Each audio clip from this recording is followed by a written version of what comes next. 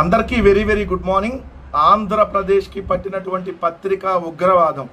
ఆ రెండు విషపు పత్రికలు, ఒకటి రోతనాడు, రెండు బూతుజ్యోతి. ప్రతిరోజు విషం చిమ్మేటటువంటి కథనాలు. ఈరోజు ఎపిసోడ్ నెంబర్ 452లో ఎటువంటి రాసినాయో ఒకసారి చూద్దాం. ఇక్కడ చూడండి, వైసీపీ కొత్త డ్రామా అంట. ఆంధ్రజ్యోతి హెడ్డింగ్ పెట్టి, అంటే చంద్రబాబు నాయుడు అన్నాడంట, మొన్న 3 రాజధానులు, నిన్న మావిగన్ మాట, నేడు అమరావతి పరిరక్షణ. ఇవన్నీ ఆంధ్రప్రదేశ్కి సంబంధించినవిగా. మొన్న 3 రాజధానులన్నా అది రాష్ట్ర ప్రయోజనాల కోసమేగా. ఈరోజు మావిగన్ రాష్ట్ర ప్రయోజనాల కోసమే కదా. రాష్ట్రానికి గ్రోత్ ఇంజిన్ మావిగన్నే కదా. మచిలీపట్నం, విజయవాడ, గుంటూరు కారిడారే కదా. అమరావతి అనేది అతి పెద్ద గుదిబండే కదా రాష్ట్రానికి. మీరు వేస్తున్నటువంటి రియల్ ఎస్టేట్ వెంచర్ అది. మీరు ఇప్పుడే రానిట్లేదు అక్కడికి. వీసా తీసుకొని వెళ్ళాలంటున్నారు. ఇంక రేపొద్దున పరిస్థితి ఏంటి? ఇప్పుడు అమరావతి పరిరక్షణ అంట. ఎస్, అమరావతి పరిరక్షణ అంటే ఆంధ్రప్రదేశ్ పరిరక్షణే. అమరావతి కాదు, ఈ ఆంధ్రప్రదేశ్లో ఇచ్చాపురం నుంచి కుప్పం వరకు ఎక్కడ ఏ చిన్న ఇబ్బంది ఎవరికి కలిగినా అండగా నిలబడింది వైఎస్ఆర్ కాంగ్రెస్ పార్టీ. వాళ్ళ తరపున పోరాడింది వైఎస్ఆర్ కాంగ్రెస్ పార్టీ. పోరాటాలతో ఏర్పడింది వైఎస్ఆర్ కాంగ్రెస్ పార్టీ. అది అమరావతి, లేదంటే ఉత్తరాంధ్ర, లేదంటే రాయలసీమ, ఎక్కడ ఏ ప్రాంతంలో రైతులా, లేదంటే స్టూడెంట్సా, లేదంటే మహిళలా, లేదంటే ఉద్యోగస్తులా, లేదంటే యువత, ఎవరి తరపున ఏ కష్టం వచ్చినా ఎస్ ఖచ్చితంగా మేము నిలబడతాం. మీలాగా డ్రామాలు ఆడం, ఖచ్చితంగా నిలబడతాం. కాబట్టి ఈరోజు మేమంటే మీకు భయం ఏర్పడతా ఉంది. ద్వంద్వ విధానాలకు ప్రజలకు చెప్పండి. అధికారం కోసం ఎంతకైనా తెగించే పార్టీ. అధికారం కోసం ఎవరి దగ్గరికి వెళ్ళి ఎట్లాంటి లత్కోర్ పనులైనా చేసేటటువంటి వ్యక్తులు ఎవరు? చంద్రబాబు నాయుడు గారు, మీరు కాదా? మీకు ఎలా వచ్చింది అసలు అధికారం? ఒకసారి ఈవీఎంలను మేనేజ్ చేయటం, ఒకసారి పిల్లనిచ్చినటువంటి మావకి వెన్నుపోటు పడిచి లాక్కోవటం, ఇంకోసారి ఏదైతే వాజ్పేయి గారి హవా నడవటం, ఇంకోసారి మోడీ హవా నడవటం. ఈ 4 సార్లు మీకు అధికారం ఎలా వచ్చింది? ఇలా వచ్చింది. ఒక్కసారన్నా మీరు సింగిల్గా ఏదైతే అడ్డదారులు కాకుండా ఎస్ నన్ను చూసి ఓటు అడిగి వేసారు ప్రజలు అంటానికి ఒక్క రోజున ఉందా? మీరు 4 సార్లు గెలిచింది ఇలానే. ఓసారేమో పిల్లనిచ్చిన మామకి లాక్కొని, ఇంకోసారి నెక్స్ట్ వాజ్పేయి గారి హవా, దాని తర్వాత మళ్ళీ మోడీ గారి హవాలో, దాని తర్వాత ఈవీఎంలో దొంగ హామీలు. ఇలా మీరు గెలిచి మీరు మాట్లాడితే ఎలా? అధికారం కోసం ఎలాంటి గడ్డైనా తినేటటువంటి పార్టీ మీది, ఎవడి కాళ్ళైనా పట్టుకునేటటువంటి పార్టీ మీది. కానీ అధికారం కోసం ఏ రోజు అరువులు చాచలా. అధికారం ముఖ్యం కాదు, ప్రజలకు ఇచ్చినటువంటి మాట ముఖ్యం అని చెప్పి ఎలాగోలా గెలవాలని ఏ రోజు మేము ప్రయత్నించలా. దమ్ముగా మగాడిలాగా గెలవాలనుకున్నాం, నీతిగా నిజాయితీగా గెలవాలనుకున్నాం. అందుకనే 2014లో ఓడిపోయాం, 2024లో ఓడిపోయాం. సో ఓటమి గెలుపు రాజకీయాల్లో సహజం, కానీ విలువలు ఉండాలి, విశ్వసనీయత ఉండాలి. ఎస్, ఫలానా వాడు మా నాయకుడని మేము ఇలా కాలర్ పైకి ఎగరేసి ఈరోజు చెప్పగలుగుతున్నామంటే జగన్మోహన్ రెడ్డి గారికి ఉన్నటువంటి ఏదైతే గొప్పతనం, జగన్మోహన్ రెడ్డి గారు లాంటి లీడర్ ఇంకెప్పుడు మీరు భవిష్యత్తులో కూడా అంత గొప్ప నాయకుడు నాయకత్వంలో మేమందరం పనిచేస్తున్నాం. అది మేము వైఎస్ఆర్ కాంగ్రెస్ పార్టీ అని ఇలా కాలర్ పైకి ఎగరేసి చెప్పగలం. చంద్రబాబు నాయుడు గారు, మీ నాయకులు, మీ కార్యకర్తలను చెప్పానండి, మా బతుకులు, మీ బతుకులు ఎలాంటి బతుకులో, ఏ పార్టీ మద్దతు లేకపోతే గెలవలేనటువంటి బతుకులు అని చెప్తారు వాళ్ళు. ఇప్పటికీ కూడా మీరు 50 సంవత్సరాలు అవుతుంది రాజకీయాల్లోకి, రేపు వచ్చే 2 సంవత్సరాలు పోతే ఇప్పటికీ సింగిల్గా పోటీ చేసి గెలవలేరు. అది మీ బతుకు. రైతుల పరామర్శలో రౌడీ షీటర్లు ఎందుకు? ఎవడు రౌడీ షీటర్? పానుగంటి చైతన్య మా పార్టీకి సంబంధించినటువంటి విద్యార్థి విభాగం రాష్ట్ర అధ్యక్షుడు. ఎస్, ఆర్య వైశ్య సామాజిక వర్గానికి సంబంధించినటువంటి ఒక యువకుడిని పట్టుకొని రౌడీ షీటర్ అంటావా నువ్వు? అంటే వైశ్య సామాజిక వర్గంలో ఉన్నటువంటి యువకులు రాజకీయాల్లో ఉంటే నీకు వాళ్ళు రౌడీలా? రౌడీ షీటరా మీకు? ఒక పార్టీకి, అది కూడా ప్రతిపక్ష పార్టీగా ఈరోజు 40% ఓటింగ్ ఉన్నటువంటి పార్టీకి విద్యార్థి విభాగం లాంటి కీలక విభాగానికి అధ్యక్షుడిగా ఉన్నటువంటి మా పానుగంటి చైతన్యాన్ని నువ్వు రౌడీ షీటర్ అంటావా? అంటే నీకు వైశ్య సామాజిక వర్గం వాళ్ళు రాజకీయాల్లో ఉంటే నీకు వాళ్ళు రౌడీలా? ఎంత దారుణంగా చంద్రబాబు నాయుడు గారు తెలుగుదేశం బిహేవియర్ ఉందో ఒకసారి గమనించండి. Criminal party రౌడీదాన్ని నమ్ముకుంది. పవన్పై విమర్శలను తిప్పికొట్టండి. శుభకార్యాలకు వెళ్ళినా, పరామర్శలకు వెళ్ళినా గొడ్డల పార్టీ నేతల వెంట రౌడీ షీటర్లు ఉండాల్సిందే. ఎవడిది గొడ్డల పార్టీయో, ఎవరిని రేపొద్దున ఆ గొడ్డలితో ఆ ప్రభుత్వాన్ని ప్రజలు తెగ నరుకుతారో భవిష్యత్తులో చూద్ది. కానీ చంద్రబాబు నాయుడు గారు, ముందుంది మీకు ముసళ్ళ పండగ మీ ప్రభుత్వానికి. ఈయన ఒకడు వస్తాడు, ఖాళీగా ఉంటారు, ఈయన కూర్చోబెట్టి ఈయన వెళ్ళి ప్రెస్ మీట్ పెట్టంగానే పొలవమని వస్తాడు. ఈయన పేరు బాలకోటయ్య, సంక్షేమ బోర్డు చైర్మన్. ఏం సంక్షేమ బోర్డు ఇచ్చారు ఈయనకి? అదేలే, సామాజిక సంక్షేమ బోర్డు చైర్మన్ పదవి ఇచ్చారు కదా. ఈయనకి ఇప్పుడు వచ్చి ఏదో ఒకటి వాగెళ్ళాలి. గోండాలను అడుగు పెట్టనీయం.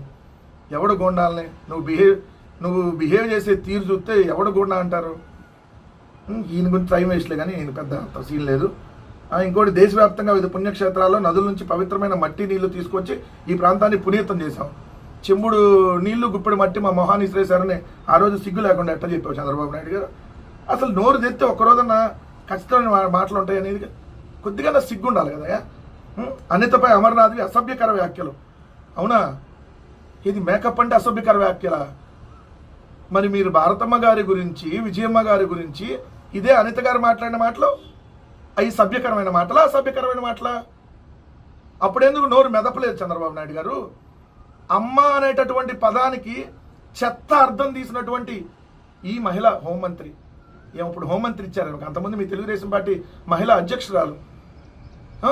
అమ్మ అంటే వేరే అక్రమ సంబంధాలు అంటగట్టేటటువంటి నీచమైనటువంటి వ్యక్తిత్వం గల ఆమెను తీసుకుని వచ్చి ఈరోజు మీరు హోంమంత్రి చేసి మళ్ళీ ఇక్కడ ఏదో ఇష్టం వచ్చినట్టు మాట్లాడుతున్నారు. సాయి కృష్ణ నేర చరిత్ర గురించి ఆంధ్రజ్యోతిలో వచ్చిన కథనాన్ని మంత్రులు సీఎం దృష్టికి తీసుకెళ్లారంట. ఇది అతను నేరగాడు అని చెప్పి తీసుకెళ్లారా? ఈ మంత్రుల కన్నా కొద్దిగా సిగ్గుసారం ఉండాలి కదా. పవన్ను ఒక కులానికే పరిమితం చేయాలనే ఉద్దేశంతో ఆయనపై లేనిపోయిన ఆరోపణలు చేస్తున్నారంట. ఆయనే అంది నేను పలానా కులం అని చెప్పి రోజుకొకటి. మేమంటల్లా ఆయన అడ్డం పెట్టుకునే కదా మీ నిన్నాళ్ళు డ్రామాలు చేసింది. చంద్రబాబు నాయుడు గారు ప్రతిరోజు జగన్మోహన్ రెడ్డి గారిని విమర్శించడం తప్ప ఈ 2 సంవత్సరాల్లో చేసింది ఏమీ లేదు. అది ఏ మీటింగ్ అయినా పెట్టనే, వాళ్ళ ఇంటో డైనింగ్ టేబుల్ మీద ఉన్న జగన్ గారి గురించి డిస్కషన్ చేయాల్సిందే. క్యాబినెట్ మీటింగ్ అయినా, ఏదైనా అధికారులతో సమావేశమైనా, ఢిల్లీ పోయినా, డల్లాస్ పోయినా, దావోస్ పోయినా, ఎక్కడికి పోయినా జగన్మోహన్ రెడ్డి గారి మీద విమర్శలు చేయాలి, వైఎస్ఆర్ కాంగ్రెస్ పార్టీ మీద విమర్శలు చేయాలి. అంటే ఎంత జగన్ అనేటటువంటి భయం చంద్రబాబు నాయుడు గారికి ఎలా పట్టుకుందంటానికి ఇది ఒక ఉదాహరణ. జగన్ నామస్మరణ లేదే వీళ్ళకి పూట గడవదు.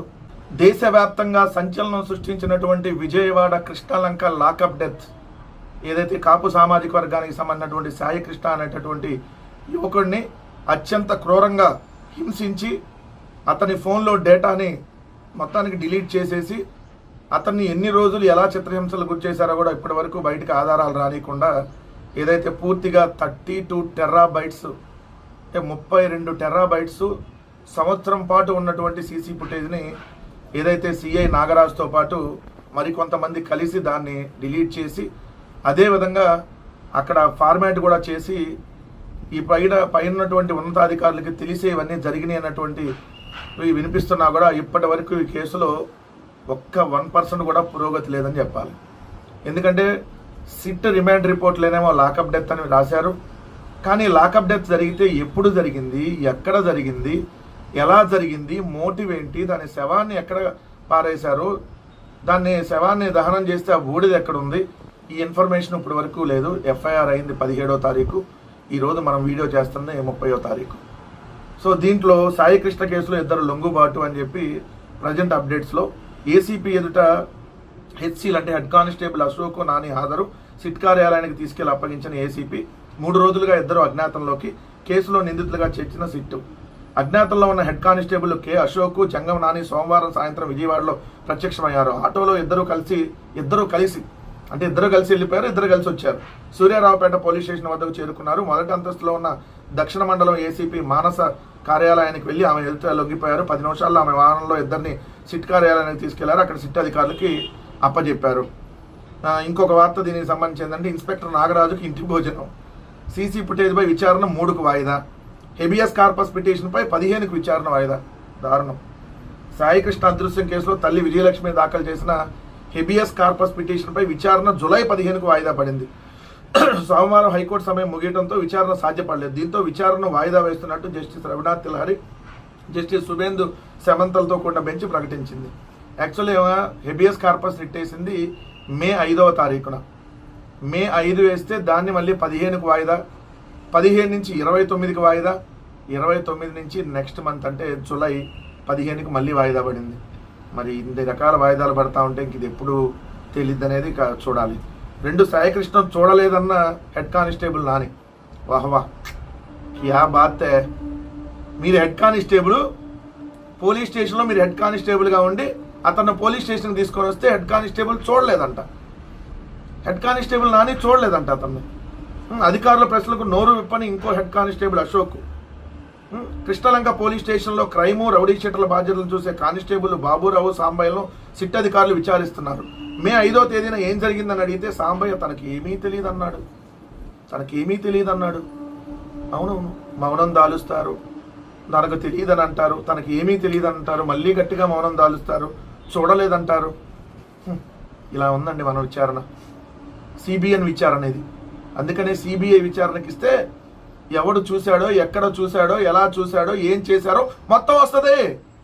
అందుకని ఈ ప్రభుత్వం ఇవ్వటల్లా సిబిఐ ఎంక్వైరీకి. ఇక్కడ చూడండి, మే 5వ తేదీన ఏం జరిగిందని అడిగితే సాంబయ్య తనకు ఏమీ తెలియదని అన్నాడు. Task force SI Naveen, constable Krishna, రాంబాబుతో పాటు తాను మార్కాపురం వెళ్ళామని బాబురావు వెల్లడించాడు. అతను కూడా మార్కాపురం వెళ్ళాడు, కానీ తనకి ఏం తెలియదు. బాగా వినండి, ఇతను కూడా మార్కాపురం వెళ్ళాడు, ఇతనికి ఏం తెలియదు. అక్కడి నుంచి సాయికృష్ణ తీసుకొచ్చి స్టేషన్లో అప్పగించాం. ఇదన్నా తెలిసింది కదా. స్టేషన్లో అప్పగించిన తర్వాత మీరు ఏమయ్యాడు? అతను స్టేషన్లోనే మాయమయ్యాడా? బయట హోటల్లో మాయం చేశారా? ఎక్కడ మాయం చేశారు? దొంగ నాటకాలు ఇంకా ఆపండి. చేసింది అతి పెద్ద దారుణమైనటువంటి తప్పిదం. ఇంకా ఇక్కడ తెలియట్లేదు, చూడలేదు, నాకు తెలియదు, అక్కడ అప్పచెప్పాను, తర్వాత ఏమైందో నాకు తెలియదు, ఇవద్దు. ఇక్కడ చూడండి, లేనిపోని ఆరోపణలు చేస్తున్నారంట. సాయికృష్ణ అదృశ్యం కేసులో అతడి కుటుంబ సభ్యులు తనపై లేనిపోని ఆరోపణలు చేస్తున్నారని హెడ్ కానిస్టేబుల్ నాని అధికారులకు సమాధానం ఇచ్చినట్టు తెలిసింది.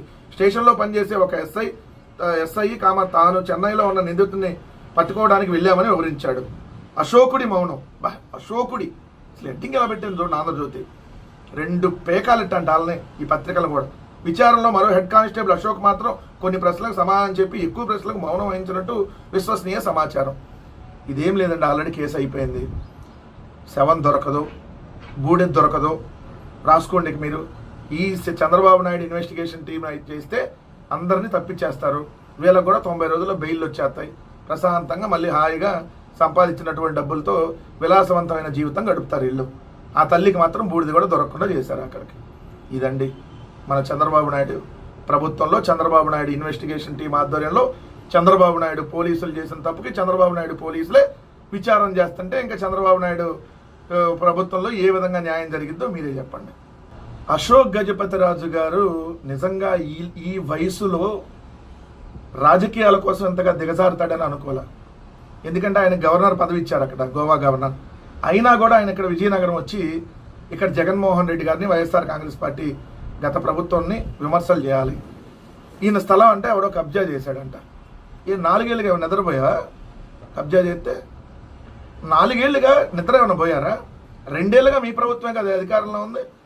రాజకీయాల కోసం దిగజారండి, ఇంతగా దిగజారద్దు. మీ వయసుకు గౌరవం ఇవ్వాలన్నా కూడా ఇవ్వలేకపోతున్నాం మీరు వ్యవహరించేటటువంటి తీరు మీద. ఇక్కడ చూడండి, మా స్థలంలో వైకాపా కార్యాలయ నిర్మాణం, కలెక్టర్కు ఫిర్యాదు చేసినా పట్టించుకోలేదు. గోవా గవర్నర్ అశోక్ గజపతిరాజు తమ కుటుంబానికి చెందిన స్థలాన్ని ప్రభుత్వానికి చెందిందిగా రికార్డులో మార్చి వైకాపా హయాంలో ఏదైతే వైఎస్ఆర్ కాంగ్రెస్ పార్టీ ఆఫీసుకి కేటాయించారని చెప్పి ఒక తప్పుడు సమాచారాన్ని ప్రజల్లోకి తీసుకెళ్లేటటువంటి ప్రయత్నం చేస్తూ ఉన్నాడు అశోక్ గజపతిరాజు గారు. ఇక దిగజారింది చాలు, ఇంకా దిగజారొద్దు అశోక్ గజపతిరాజు గారు. కొద్దికన్నా హుందాగా వ్యవహరించడం నేర్చుకోండి. విజయనగరానికి సంబంధించినటువంటి వైఎస్ఆర్ కాంగ్రెస్ పార్టీ కార్యాలయం అనేది ప్రభుత్వానికి సంబంధించినటువంటి స్థలం, మీ స్థలం కాదది. ప్రతి జిల్లాలో పార్టీ కార్యాలయం ఉండాలనేటటువంటి ఆలోచనతో ఏదైతే విజయనగరంలో కూడా 2021 సంవత్సరంలో పార్టీ స్థలం కోసం, ఏదైతే పార్టీ కార్యాలయం కోసం స్థలం కావాలని చెప్పి అధికారులకు దరఖాస్తు చేసుకుంది వైఎస్ఆర్ కాంగ్రెస్ పార్టీ. నాటి అధికారులు 1 ఎకరం స్థలాన్ని గుర్తించి ఏదైతే ప్రభుత్వానికి నివేదిక పంపించారు. ప్రభుత్వ ఆదేశాల ప్రకారం 2022 జనవరి 12న కార్యాలయ నిర్మాణానికి స్థలం కేటాయిస్తూ జీవో నెంబర్ 340 జారీ చేశారు. దాని తర్వాత, అంటే ఇది జనవరిలో, దాని తర్వాత మే 18, 2022న కలెక్టర్ గారు స్థలం కేటాయింపునకు ఉత్తర్వులు జారీ చేశారు. కలెక్టర్ ఉత్తర్వుల మేరకు ఎంఆర్ఓ 2022 జూన్ 6న పొజిషన్ సర్టిఫికేట్ మంజూరు చేశారు. అన్ని నిబంధనలను అనుసరించి విజయనగరం కేంద్రంలో మహారాణిపేట సర్వే నంబర్ 569లో 33 ఏళ్ల లీజు ప్రాతిపదికన ఎకరం స్థలాన్ని కేటాయించారు. 2023 జనవరి 28న పార్టీ కార్యాలయానికి శంకుస్థాపన చేశారు. గడిచిన 4 సంవత్సరాలుగా ఏదైతే అక్కడ నిర్మాణం జరుగుతూ ఉంది, ఈ 4 సంవత్సరాలుగా ఎప్పుడూ అభ్యంతరం వ్యక్తం చేయనటువంటి అశోక్ గజపతిరాజు గారు ఇప్పుడు ఎందుకు అభ్యంతరం వ్యక్తం చేస్తున్నారు? మీ స్థలమే అయితే 2022లోనే అక్కడ కలెక్టర్ గారు 2022 జూన్ 6న పొజిషన్ సర్టిఫికేట్ ఇచ్చారు కదా. 2022 మే 18నే స్థలం కేటాయిస్తూ ఉత్తర్వులు ఇచ్చారు కదా, మరి ఆ రోజు మీరు కోర్టు కిందకి వెళ్ళా? అది మీ స్థలం అయితే ఆ రోజు కోర్టు కిందకి వెళ్ళలేదు మిస్టర్ అశోక్ గజపతిరాజు గారు. మరి వెళ్ళాలి కదా. దొంగ నాటకాలు ఆపండి దయచేసి, దొంగ నాటకాలు దయచేసి ఆపండి. ఇంకా వయసు గౌరవం ఇస్తా ఉన్నాం, దాన్ని నిలుపుకోవటం మీకు చేత కాదు. మళ్ళీ ఇక్కడికి వచ్చంట మద్యం వల్లంట 1000 మంది అనారోగ్యం పాలై చనిపోయారంట. ఒక్కళ్ళు చూపించండి చనిపోయారని. 2 సంవత్సరాలు అవుతుంది కదా మీరు అధికారంలోకి వచ్చి. దేనికన్నా ఏమన్నా తోముతున్నారా కూర్చొని? ఎందుకు ఇలా తప్పుడు మాటలు మాట్లాడతారు? కల్తీ మద్యం ఈరోజు తయారవుతుంటే మీకు కనపట్టలేదా, ఇంపట్టలేదా? బీచ్ల్లో కూడా మద్యం అమ్ముతానంటే హాయిగా ఉందా? గోవాలో అమ్ముతారు కాబట్టి ఇక్కడ కూడా అని చెప్పి ఎంకరేజ్ చేస్తున్నారా? గత పాలనలో మద్యం అని చెప్పి విషయాన్ని నమ్మారంట. తాగారేంది మీరు? అది కూడా కొద్దిగన్నా ఉండాలండి. కొద్దిగన్నా సిగ్గు అనేది ఉంటే చాలా మంచిది. మీరు గెలిచారు, నన్ను గెలిపించారు. ల్యాప్టాప్ బహుకరణ అనంతరం మంత్రి లోకేష్తో విద్యార్థిని కుటుంబం సెల్ఫీ. ఇటీవల 10 ఇంటర్మీడియట్ ఉత్తమ ఫలితాలు సాధించిన విద్యార్థులను సోమవారం తాడేపల్లిలో షైనింగ్ స్టార్స్ పేరుతో నిర్వహించిన కార్యక్రమంలో మంత్రి లోకేష్ సన్మానించారు. 55 మంది 10వ తరగతి వారికి 30,000 పథకం ధృవీకరణ పత్రం, 61 మంది ఇంటర్మీడియట్ వారికి ల్యాప్టాప్ పథకం అందించారు. ఇది ఏంటి కార్యక్రమం అని అంటే, జగన్మోహన్ రెడ్డి గారు ముఖ్యమంత్రిగా ఉండగా జగనన్న ఆనిముత్యాలు అనేటటువంటి ఒక గొప్ప కార్యక్రమాన్ని తీసుకుని వస్తే దానికి పేరు మార్చి దాంట్లో అర్హుల్ని తగ్గించేసి ఏదో తూతూ మంత్రంగా ఇచ్చామని చెప్పి కొంతమందికి చేతులు దులుపుకునేటటువంటి కార్యక్రమం. ఇప్పుడు ఇక్కడ ఎంతమందికి ఇచ్చారు? ప్రభుత్వ విద్యా సంస్థల్లో చదివి టాపర్లుగా నిలిచిన 116 మందికి 10th మరియు ఇంటర్ విద్యార్థులకి షైనింగ్ స్టార్గా గుర్తించి ఏదైతే కొంత డబ్బులను ఇవి ఇచ్చారు. అదే జగన్మోహన్ రెడ్డి గారు ముఖ్యమంత్రిగా ఉన్నప్పుడు ఈ షైనింగ్ స్టార్ అవార్డ్స్ కాదు, జగనన్న ఆనిముత్యాలు అనేటటువంటి పేరుతో 10వ తరగతి ఇంటర్మీడియట్ విద్యార్థులకు సంబంధించి ప్రతిభ కనపరిచినటువంటి 22,710 మందికి ఇచ్చారు. 22,710 మందికి నియోజకవర్గ స్థాయి, జిల్లా స్థాయి, రాష్ట్ర స్థాయి ఇలా 10th ఇంటర్మీడియట్లో టాపర్లను గుర్తించి 10వ తరగతి విద్యార్థులకైతే రాష్ట్ర స్థాయి నగదు పురస్కారం ప్రథమ స్థానం వచ్చిన వాళ్ళకి 1,00,000, ద్వితీయ స్థానం వచ్చిన వాళ్ళకి 75,000, తృతీయ స్థానం వచ్చిన వాళ్ళకి 50,000, మొత్తంగా విద్యార్థులు 42 మందిని సెలెక్ట్ చేశారు. అదేవిధంగా చూస్తే జిల్లా స్థాయి నగదు పురస్కారంగా first prize 50,000, second prize 30,000, third prize 15,000, మొత్తంగా విద్యార్థులు 609 మంది 10వ తరగతికి. అదేవిధంగా 10వ తరగతిలో నియోజకవర్గ స్థాయి నగదు పురస్కారాలు first prize 15,000, second prize 10,000, third price ఏదైతే 5,000, మొత్తంగా 681 మంది. అదేవిధంగా పాఠశాల స్థాయి నగదు పురస్కారాలు అంటే స్కూల్ ఫస్ట్ వచ్చిన వాళ్ళకి 3,000, స్కూల్ సెకండ్ వచ్చిన వాళ్ళకి 2,000, స్కూల్ థర్డ్ వచ్చిన వాళ్ళకి 1,000 రూపాయలు, మొత్తంగా 20,299 మంది. ఇది 10th క్లాస్కి సంబంధించి.